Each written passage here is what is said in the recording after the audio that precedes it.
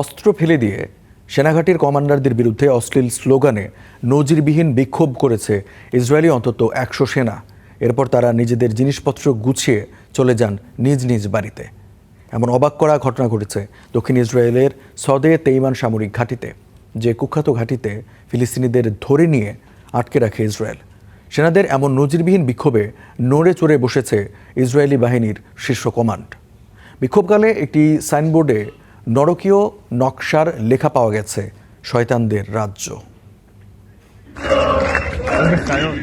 কমান্ডারদের বিরুদ্ধে অশ্লীল স্লোগান দিতে দিতে ঘাঁটি থেকে বেরিয়ে আসছে ইসরায়েলি অন্তত ১০০ সেনা। বিক্ষোভকারী এসব সেনার শরীরে ছিল না কোনো সেনা পোশাক কিংবা অস্ত্র। তারা অস্ত্র ফেলে দিয়ে গোটা ঘাঁটিতে বিক্ষোভ করতে করতে চক্কর দেন। সাম্প্রতিককালে ইসরায়েলি সেনাবাহিনীতে অস্ত্র ফেলে দিয়ে এমন বিক্ষোভ নজিরবিহীন।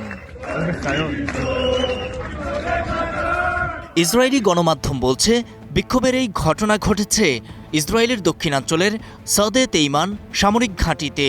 ফিলিস্তিনিদের আটক রাখার এই ঘাঁটিকে কুখ্যাত গুয়ান্তানামো বে কারাগারের সাথে তুলনা করা হয়। ঘটনার শুরুটা বিতর্কিত এক সিদ্ধান্তকে ঘিরে। গিভানি ব্রিগেডের জাবার ব্যাটালিয়নের কমান্ডার সৈন্যদের লাগানো বিভিন্ন আলংকারিক চিহ্ন, দেয়ালচিত্র, কাঠের সাইনবোর্ড, ইউনিটের প্রতীক, ডাকনাম ও সাজসজ্জা সরিয়ে ফেলেন।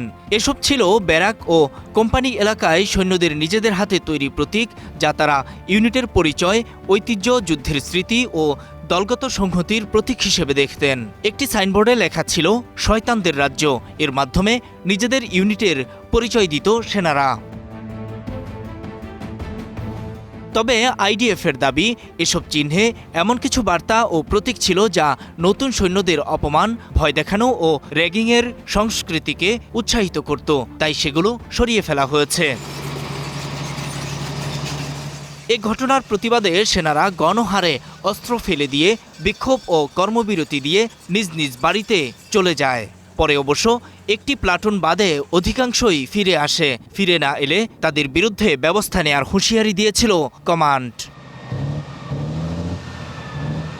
আইডিএফ জানিয়েছে, ওয়াকআউটের নেতৃত্ব দেওয়া সৈন্যদের বিরুদ্ধে শাস্তিমূলক ব্যবস্থা নেওয়া হবে, আর যারা এখনও ফেরেনি তাদের বিরুদ্ধে সামরিক পুলিশের মাধ্যমে ব্যবস্থা নেবে ইসরায়েলি প্রতিরক্ষা বাহিনী আইডিএফ।